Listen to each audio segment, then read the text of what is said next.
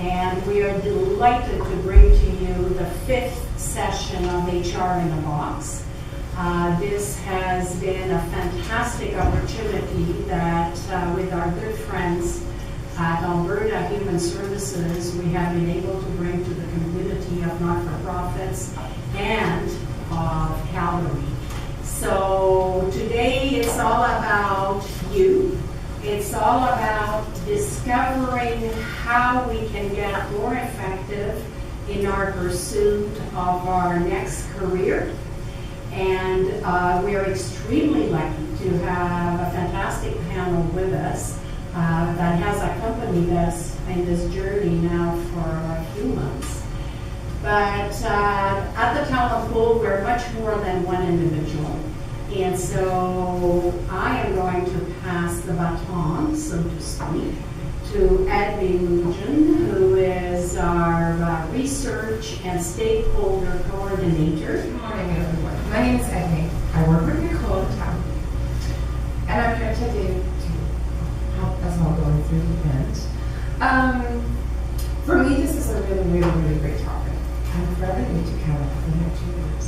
I've run into many applicant tracking systems. I have found them very frustrating, so I think this is a fantastic topic. Here we have Lise, first of all, who is a certified career development practitioner, and who started her own company. Okay. Careers that work for you. She has a lot of experience with us and our guidance through both the personal aspects of the applicant tracking system. Dan Tucker, who is an HR generalist and works with some tracking solutions, and has a lot of recruitment experience. So also mostly personal experience. Then we have Adam. Sorry, I'm not being rude, but I forgot to tell my company I'm here. Adam has a really busy month, which is why I was going to work last night to midnight to finish everything. I ended up needing how to know how to navigate. Keep it up. And will give us an employer perspective, which you just mentioned quickly. So,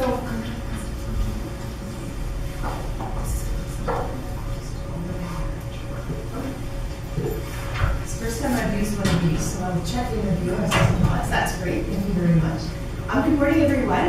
As Edme said, my name is Lise Stransky, and I'm a career practitioner. I've been in this field for, I guess, about 12 years. I've worked in a variety of different roles with the University of Calgary Career Services, with CGA Alberta, Certified General Accountants, now the CPA Alberta, and also Calgary Board of Education. So I've had a number of different roles as a career coach, and as she mentioned, I decided to strike out on my own about a year ago, just for the fact that I have 2 small people at home and I wanted more flexibility. So today we are talking about applicant tracking systems, which is something that I talk a lot about with my clients in presentations. I originally did this session at the Calgary Public Library about a year ago. It was a 2.5-hour session. I have 40 minutes today. So and the people in that session were all job seekers. So I need to get a sense of who's in the audience today and why you're here. Are there any job seekers in the audience today? Few. Okay, so we're going to talk about how the applicant tracking system works and ways that you can work with it so that you're getting your resume in front of a human being. HR people in the audience who are not looking for jobs. Okay, great. And can I just hear a couple of people call out, why are you here? What are you wanting to learn today? Well, I'm a career receptionist. Yes. And I want to see exactly how the tracking system works. So can I know your enemy? Yes. So I can guide my resume accordingly to give you a better chance. Because they say very few people get into the tracking system properly. Okay. There are hundreds of applicant tracking systems out there. So I won't be going into an applicant tracking system. My session is on the tips that you can incorporate into your job search and your resume to do exactly that, to get through that applicant tracking system. But each one is different. So the best thing that you can remember leaving here today is to follow the rules of that system. So some will say, oh, it's okay to use PDF or a Word file. Some will say only PDF, some will say only Word. So know the system. And so some of the things that I'm going to teach you today, you can incorporate But you've got to know kind of your audience, basically, know each one. And I'll give you a couple, I'm going to tell you how you can see it's an applicant tracking system and some tips on how to do that. So absolutely, I will be addressing that. Anybody else? What are you looking to represent? Yes? Well, these I read about and guide to watch and so I want to better pass on accurate information and guide them in the right direction. Awesome. So is anybody else in that position where they help job seekers? Great. Okay, thank you. So that is another thing that you can take away today. There's a tip sheet in your folder of tips that you can use for your resume or to guide people who are in job search mode. You can ask 25 different people for an opinion on your resume. You will get 25 different answers, and it is so frustrating. I guess my response to, well, what do you do for your resume is what sells you the best, and then overlay that with the applicant tracking system rules so that you can navigate and get through the applicant tracking system. So it really, it is something that these are tips. That is not black and white, etched in stone, must do all this. But amongst the career practitioner field, there are some best practices that we would all agree on when it comes to applicant tracking systems. And if you are a career practitioner, please pipe up if you have something to add. Yeah. How do you make sure that we don't have Oh, I think that's going to be a good question for the other panelists. That's a really great question. I am not on that side of the fence.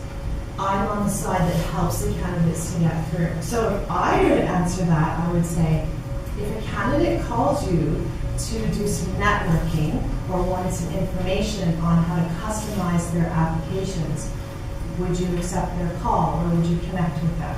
So that would be one thing I would advise, but I'm on a very different side of the fence than my colleagues here. So is that correct? Yeah, I mean, it sort of depends too on exactly the person that you're looking for too. Some accountability would be on the candidate to be presenting themselves in the best way possible with having a really great resume and showcasing their skills. So that accountability would be there. But I think, I'll talk about it a little bit on my presentation, just how I sort of had to take both sides for my presentation, the perspective of the candidate and the perspective of a recruiter, because I wasn't quite sure who would be in the room. But we'll talk about that a little next. And if I don't cover it, then we can talk about it at the end. Okay. You have to open every single resume, and you have to get more information, and the only way you're going to get more information is by sending out questionnaires and surveys to the applicant to provide more of that information. That's the only way you cannot miss a candidate. That's a concern from the water side of the house. We use our own ATS in-house right now, but it's pretty basic. So hopefully we can get some hints and tricks here today that, yes, we don't miss that candidate that we're looking for. That we can track those thousands of applicants that are applying. So it's an interesting mix that we have, because if I'm giving advice and tips on, well, what should you do as a job seeker, you as a employer and recruiter can think, okay, well, this is what people are doing, how can I meet them halfway, and how can we bring these practices together so that you're not missing the great candidates? So great question. Anybody else? Yeah. No, is the tracking system a separate machine, or is it something that's right in your computer? That's what I mean. Yeah, I'll get into that for you. Oh, I'm Yeah, sorry. no, that's okay. That's a good question. Yeah. Yes. I mean, this is your answer to your question. You only have 40 minutes. Sorry, guys. So I'd like to introduce you to one of my most frequent clients. This is Jack. This is Jack, a job seeker. And Jack decides he wants to find a job. He's not happy in his current job, so he sits down one evening and he writes his resume. And he writes his resume and he starts looking online and he starts sending his resume to hundreds and hundreds of different jobs that he's applying for. Jack is not in Alberta right now. And so he's not getting any calls though. And he can't figure out why he is not getting any calls. He's been diligent in sending out his application. He's sending his resume, the same resume to every application that he's putting in. This was job search once upon a time. In fact, I got a job this way. I lived in Ontario. I saw an ad in the Globe and Mail. I applied to it. I got the job and moved to Calgary. It doesn't happen that way anymore. Putting your application in the mailbox is so a long time ago. This is what job search looks like now, and more. So you're looking at networking and how important the connections are, first and foremost. Making sure you're using social media and online tools for your job search. And so all of these things need to go into your job search. So if you're doing what Jack is doing, just sitting alone at home with your computer and your resume and sending off hundreds and hundreds of applications, I'm going to guess Jack's not going to get a ton of interviews, a ton of calls back for that specific type of job search. So what we're going to talk about today is what is an applicant tracking system. So that will answer your question, how they work. And I'm going to spend more of my time up here as the tips for getting through them. We're going to use Jack as our job seeker. Okay? And please, if you have questions, we can ask them. And if they're more appropriate for our colleagues, then we can pass them along to them. So what is an applicant tracking system? Can anybody give me a quick, what do you think it is? It's a database. Okay, thank you. And how, what is it for? What is it used for?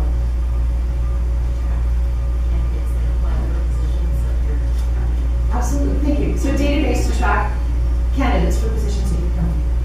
Yes. It's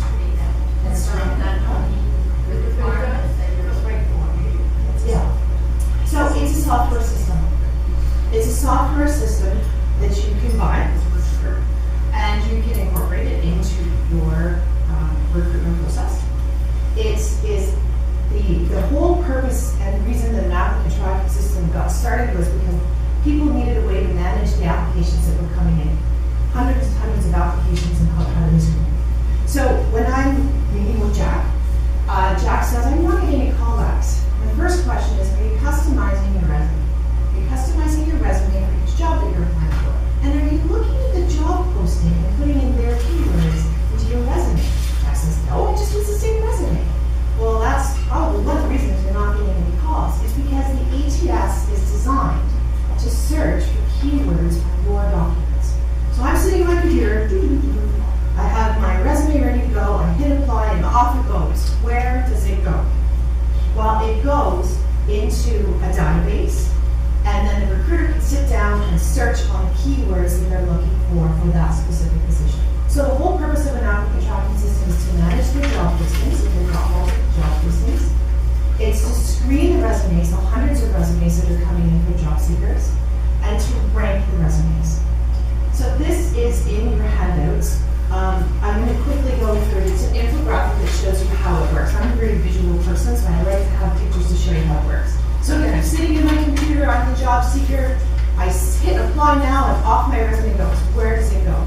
Well, Jack thinks it goes to a human being. The human being is going to look at my resume. But before a human being ever sees my resume, this is what happens. It goes through something called a parser. A parser breaks down the thing, all the content on your resume, so that the computer system can read it and understand it. And then it looks for and assigns meaning to the resume content. So it takes all the words that are on your resume and assigns meaning to them. Breaking it down is what a parser is.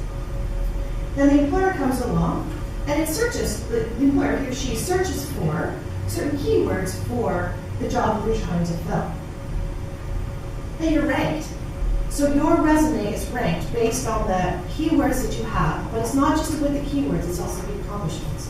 So I might look at a job posting and put in all the keywords of the job posting into my resume, and I get a 97% ranking. So I might go into the yes pile, and then a human being might find me and look at it for 6 seconds.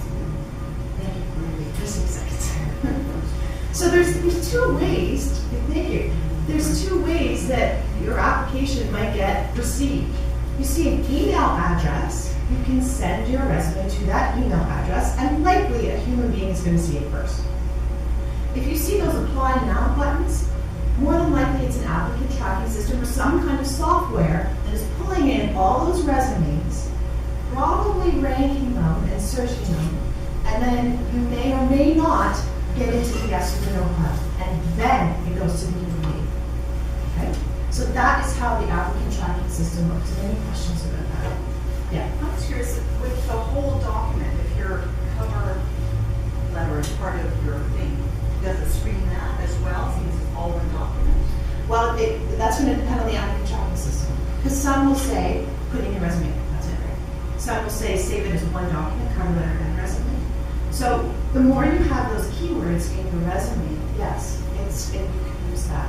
A simple document, no graphics, no tables, no pictures, no boxes, no text boxes, just text is what you want on your resume. I'm going to show you a sample of a beautiful, beautiful resume that should never be used in an applicant tracking system. So a friend of mine is a professional resume writer, and she writes beautiful resumes. Tell me what you think. It's amazing. Like, you can read very clearly a number of things about this applicant. This is the worst thing that you could use to apply to an applicant tracking system, because it'll get stuck on the name and that kind of regal thing at the top. So I see a lot of clients who work with resume writers to help them with getting a beautiful document and pulling out their skills and accomplishments. And then that client takes this resume and uses it with all the applicant tracking systems and to apply, and they never get calls. It's because it's not working. It's trying to put a square peg into a round hole. So these are wonderful to use if you are networking in person, or if you can save it as a PDF and you're applying to an email address. And everybody has a different opinion on resumes, whether these types of resumes are successful or not. So there's a lot of trends in resume writing, but this is the worst thing that you could put into an applicant tracking system. Even my resume needs some changes to make it applicant tracking system friendly. It's got to have some of the pretty stuff removed, and you need to make sure it's in a text document only so that it can read it.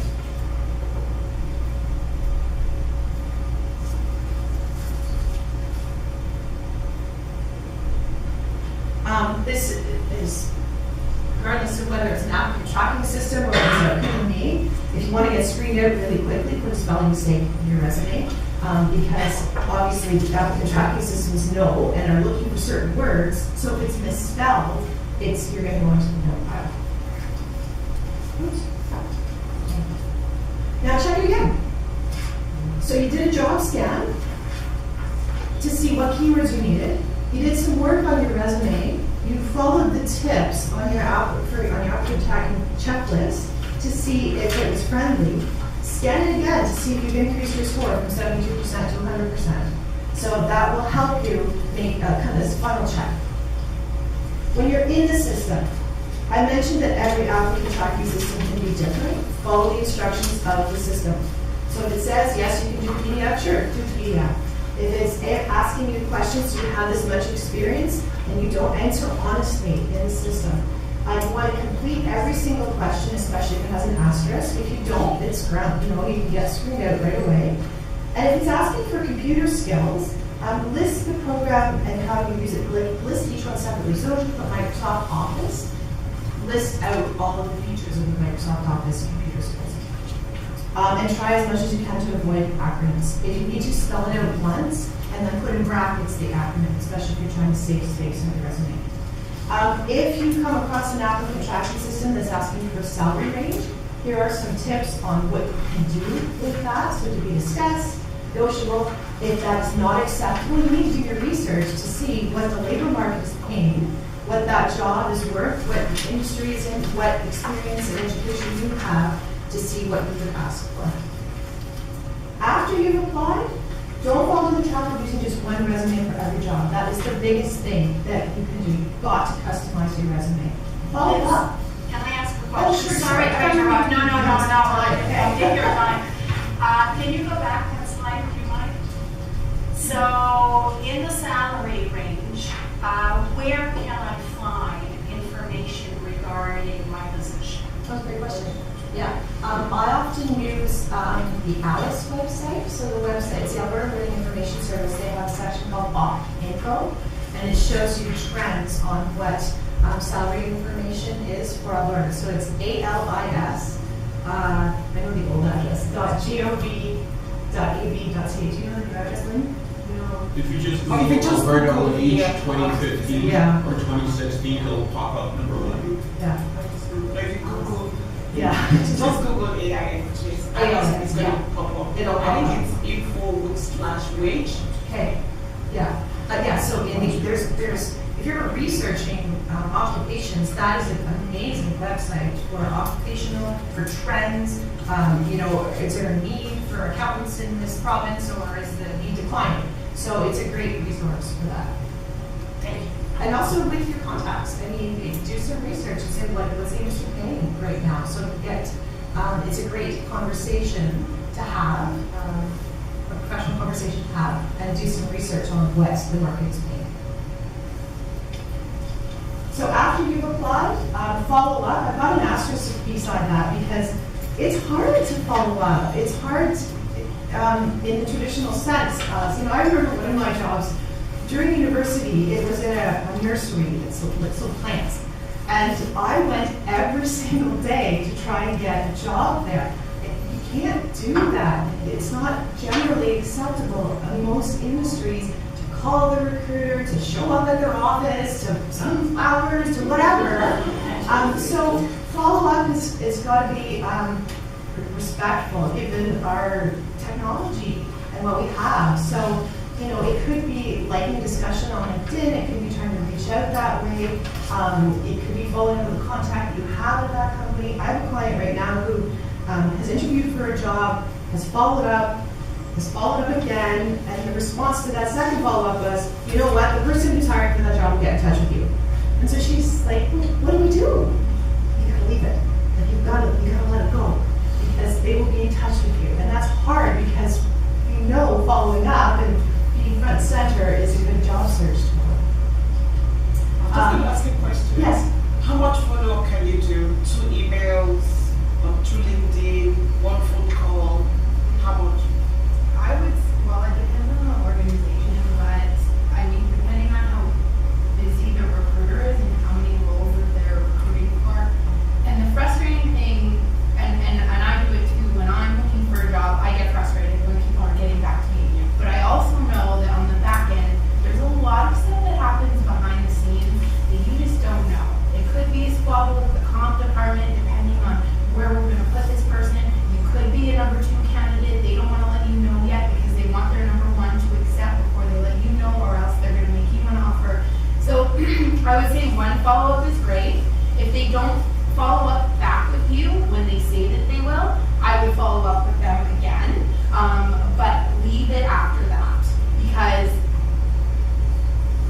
when you're managing, if you have 50 different hiring requisitions, you've got probably 3 candidates for every position, it's 150 different people, it's a lot of parts in the air, and you really don't want to annoy the recruiter when you're trying to get a job, right? So I would say 1 follow-up, they'll probably hear back from that, and then I would just leave it in their hands. But if they don't follow up with you again when they say that they will, then you can do it. Then you can reach out to them.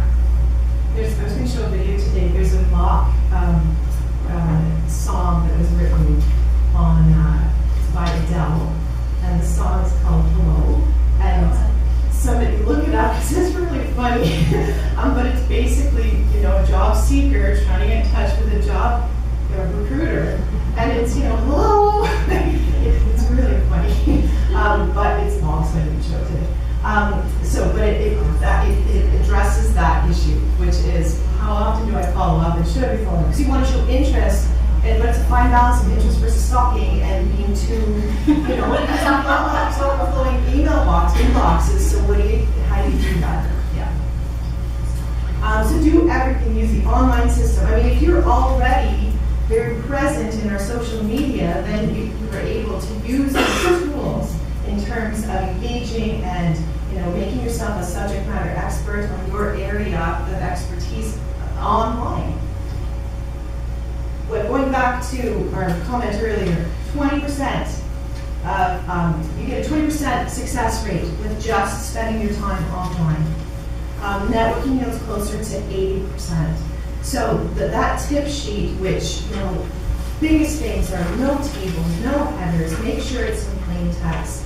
Follow the rules of the applicant tracking system. Know the industry and how they recruit, but also make sure that you're not just spending your time sitting in front of the computer, because we all know people And the degrees of separation can really help with that job search and navigating through the applicant tracking system. So certainly the formatting and things to include are all kind of outlined for you there. But the other pieces of it kind of need to support and build that in. So that is pretty much what I have to say today. I'd like to, is there any other questions? Thank you for the questions you've asked throughout the session. Is it possible for some of you to get my resume today just to recast practice?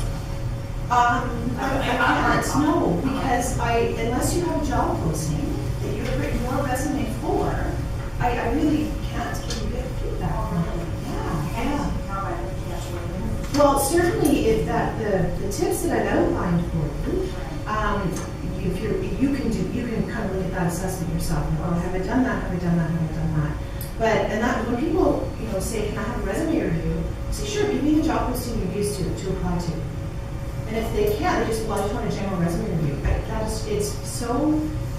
It misses a big piece of the application because if you're not targeting, I can't give you good feedback to tell you if it's tailored and targeted to that job. Yeah. Okay, you're welcome.